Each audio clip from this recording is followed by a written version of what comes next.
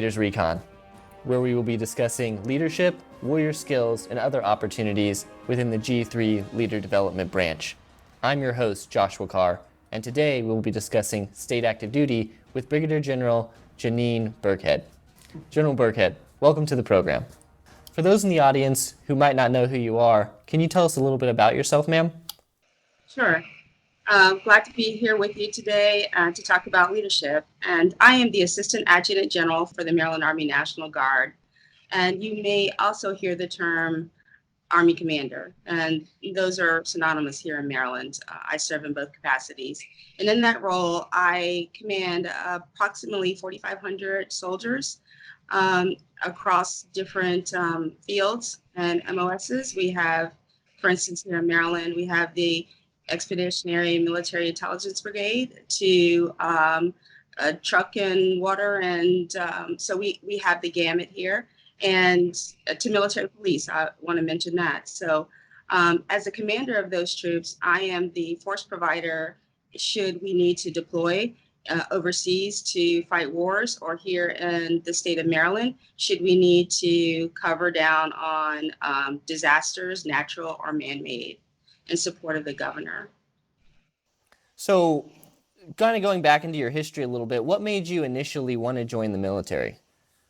So it's a kind of funny story. It was really a challenge from my mother, who knows that I love a challenge, and who said, "Oh, sure, Janine, there's this ROTC scholarship, but I'm sure you won't get it.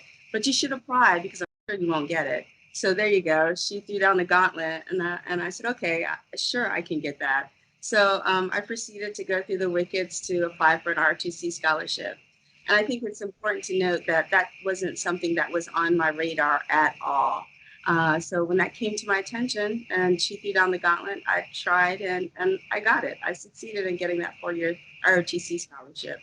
And so that was the beginning of a beautiful relationship with the Army. From there, I decided that it would be best for me to pursue a reserve commission, or a commission that would allow me to pursue a civilian career at the same time. I actually had a job lined up to work on Capitol Hill. And at the time, I thought it was perfect that I could pursue that career at the same time and serve my country. So when I graduated from Hampton University 4 years later, I was pretty set. And I think that's a key to young leaders, is to have a plan, always know the plan is going to change, but have some idea of where you want to go. And for me, that plan actually worked out. So then, kind of touching on that as a guardsman, I feel your kindred spirit there. I spent a couple years working in the political arena as well. Did you maintain a career then both on the civilian side and within the Guard, or are you full-time Guard now, or what does that look like for you? Yes, I did. I have been a federal employee after leaving the Hill. One thing that the Guard gave me, of course, I've got the security clearance, was a big key, but it allowed me to be really flexible and do different jobs across the government. So my background goes from being in equal employment opportunity and civil rights to being a special agent in charge at the Defense Security Service, then to working back in civil rights at the Office of Personnel Management. And now I work for the Department of Interior for the Special Trustee for American Indian as a senior advisor to the Special Trustee. So my career has been really diverse, I believe, on the civilian side. The key to that has been a lot of the military schools and opportunities I've had. So that's been a great resume builder. Wow, so it sounds like you've done quite a lot then on both the civilian and military side of things. Kind of as we dive into the state active duty piece of it here and some of those questions, I know there's been a lot of misinformation out there anytime the National Guard gets activated. For those in our audience who are unsure what state active duty is, can you kind of explain that a little bit and what that looks like? Yes. So under our role as in state active duty, or SAD, the acronym SAD, we serve SAD. We serve the governor's call. And right now we've surged in up to 2,100 soldiers and airmen for this COVID virus response. So for the COVID-19 response, around 2,100 soldiers and airmen on and off to support that mission. And so I can't make this more clear, is that we are here to serve and serve as partners to our state and local and federal partners. We have served beside them. We understand capacity, and that's what we're here to do, only be a force multiplier. We are not here to be a military state, and I know that's some concern to people, so I want to absolutely assure the public that that's not what we're here for. In fact, our soldiers have been on the streets of Baltimore most recently, helping at food banks, serving local people, doing what we can to assure the citizens that, for instance, that food is not a shortage and there's food out there and people willing to help. And another mission that we'll be doing in this SAD, SAD, state active duty role, is that we'll be helping to set up testing stations when those go hot and when those are ready to roll out. So those are some of the things that we're doing on state active duty. So you kind of touched on some of these things, like what the soldiers are doing. I'd heard a little bit about handing out some of the food and whatnot and some of those tasks. Can you dive in at all into what some of the other units are being tasked with within, under those governor's priorities there in Maryland? So a good news story for me, I think, is that our chaplains corps have been so instrumental in getting out into our communities and assuring people. So I'd like to mention the chaplains corps. We've been really using them a lot. Then we have our medical community.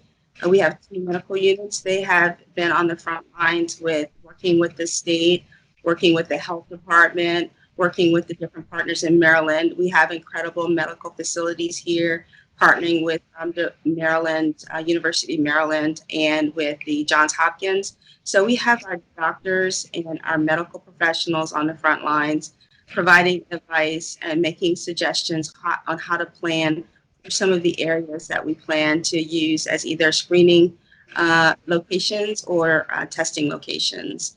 And we have them, those people on the ground every day. Then we have our LNOs partnered with state police, Baltimore City Police, Baltimore County Police, and other jurisdictions. Again, not doing police work, but finding out where can we actually assist the communities and where can we help. So we have LNOs across the state out there working with the communities. We also have our military police, again, not doing that traditional military mission that you would think of in a police mission, but actually serving as that force to route people to the right direction and to help. And good news story, you'll find in one of our pictures out there, we've got some of our soldiers helping someone change a tire. So that's the kind of thing that we're out there doing right now. Yeah. So, ma'am, you mentioned the role as a commander. Can you explain what a dual status commander is? So the dual status commander was identified in the Defense Authorization Act in December 2011. And the dual status commander allows for a soldier to command both active and reserve and National Guard during a crisis. And the dual status commander has Title 10 forces under them and both reserve and National Guard. In essence, that's the point of the dual status commander, so that you have that one touch point who's able to command all those forces operationally on the ground. We have been identified as one of the states to have a dual status commander in Maryland, and I have been identified as that dual status commander. And as soon as we get Title 10 forces on the ground, then that dual status commander will kick in. So preparing for state active duty, from a leadership standpoint, you've got to trust your soldiers and you've got to trust your leadership. It's a two-way street.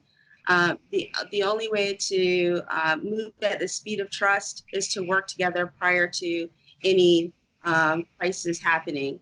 And so I would say that we have to get to know each other, making sure that you're working together, you're running through those things that might come up, whether it's a convoy or whether it's making sure you understand how to do the military decision-making process, or if it's simply making sure that your equipment is ready to go.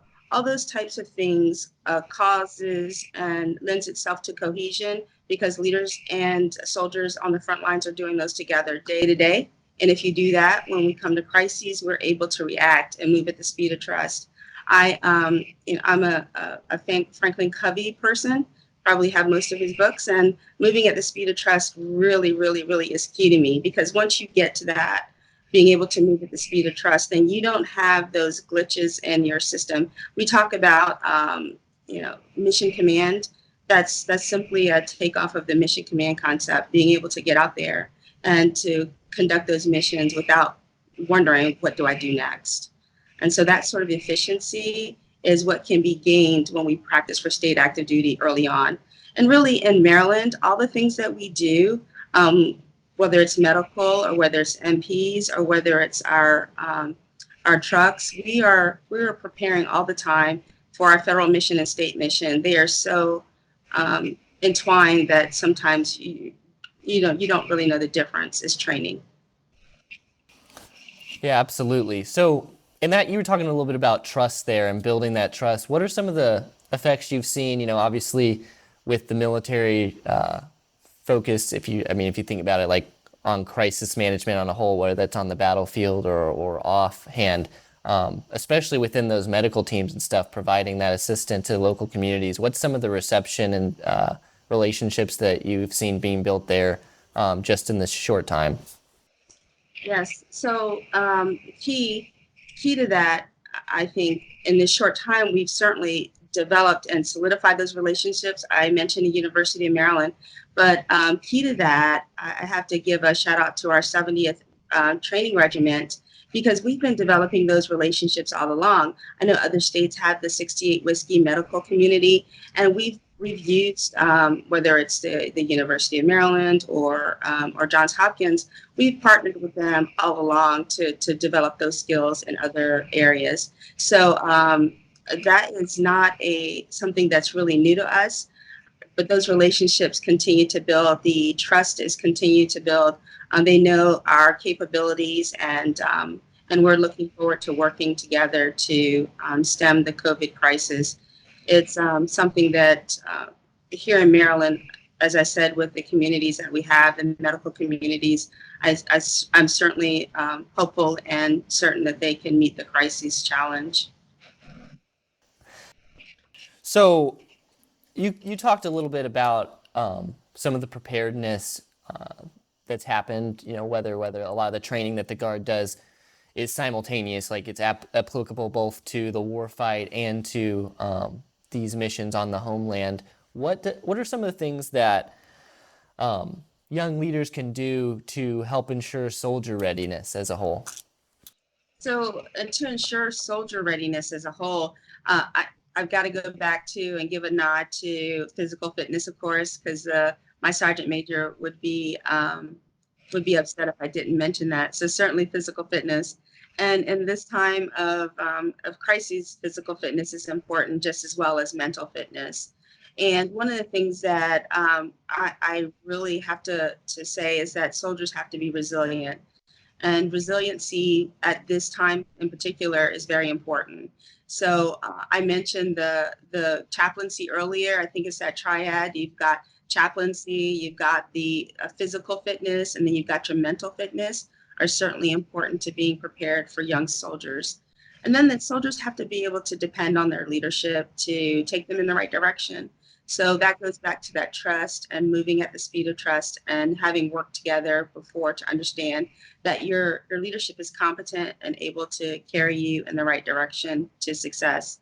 And then if you're prepared from an educational standpoint, so we could do all the things right. You could be the best soldier, have the perfect PT test, and but if you cannot and you do not get the education, then you're going nowhere. So that's a piece that we always have to be mindful of. And I know that trips up whether it's soldiers, officers, or enlisted. That's sometimes a big stumbling block, particularly for a traditional guards person or reservist, is to make sure you get that military education in while having a family and while having a civilian job. But it's really important to do that. I've been identified and appointed as a dual-hatted position as the Deputy Commanding General at the Army War College for Reserve Affairs. And it is heartening to see the numbers of reservists that we have going through the War College and who are doing it all simultaneously, having a job, family, and then doing their military education. So I will say to young officers, you can do it. You can get there. As we focus in on the leadership side of things a little bit, over the course of your career, you've done a number of different things. What are some resources that really have helped you develop as a leader over time to the position to where you're at today? So in short, I'm going to say that's people, places, and things. So I'll start with people. You have to have a mentor, and we say that all the time, and it becomes cliche, but it really is important to identify someone who you mesh with and who you can talk to and who you can bounce ideas off, and then who can help lead. And it's always a good idea, in my opinion, to have more than one mentor. So you want to have that person who maybe knows your career and knows that career path, person who's telling you that, hey, Janeen, you might want to tone this down, or you might want to work on this skill and identify those weaknesses.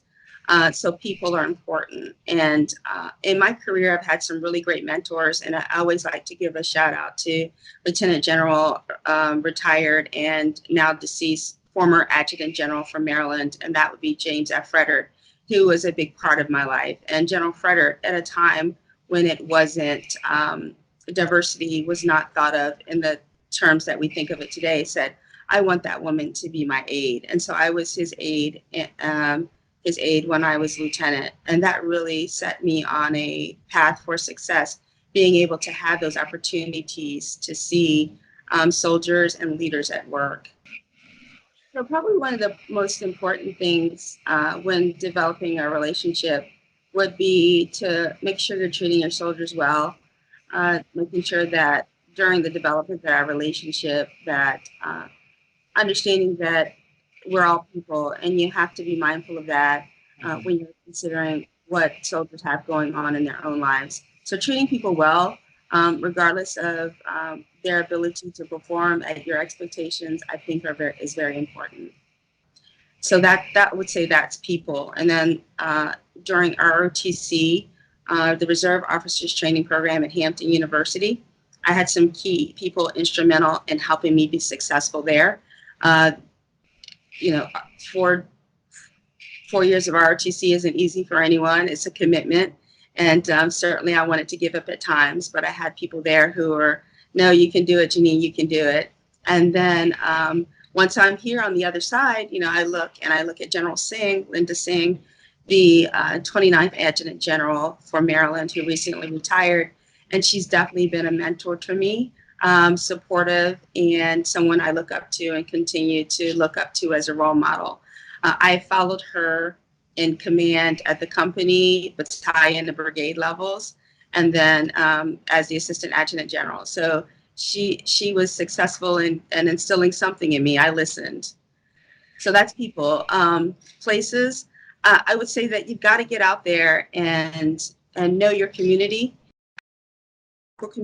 but in the Army, the bigger Army community. So across the gamut and across the world, I have people that I call friend, or people I can call on, and you have to have a deep Rolodex to be successful. So go places, get out of your comfort zone, meet people, and that would be big to success. And then when I say things, I'm talking about things like this. You have got to read. You've got to read, and you've got to be a subject matter expert in our field, and that's the field of war, combat, and leadership. So, and it's not just one type of reading, it's several types of things that you would, I would recommend that you would read, and take away things from that reading that will allow you to be successful and to build your own skill set and repertoire.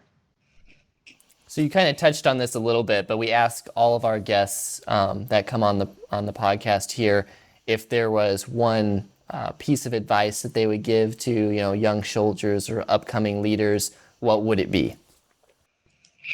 I would say to trust yourself. Make sure that you are confident and take control of a situation, when it's going to arise, you're going to be challenged and you're going to have to make a decision. Right or wrong, know that your leaders at the higher level support you. They'll take the risk on, but you make a decision and you go forward. Don't hesitate. General Birckhead, thank you so much for joining us today and sharing your experience. Absolutely. Thank you. Tune into Leaders Recon over the next few weeks as we bring in leaders and pioneers to discuss their experiences, share their wisdom, and to help you grow as a leader. We will also be announcing opportunities to sharpen your skills and experiences as leaders in today's Army National Guard. See you next time.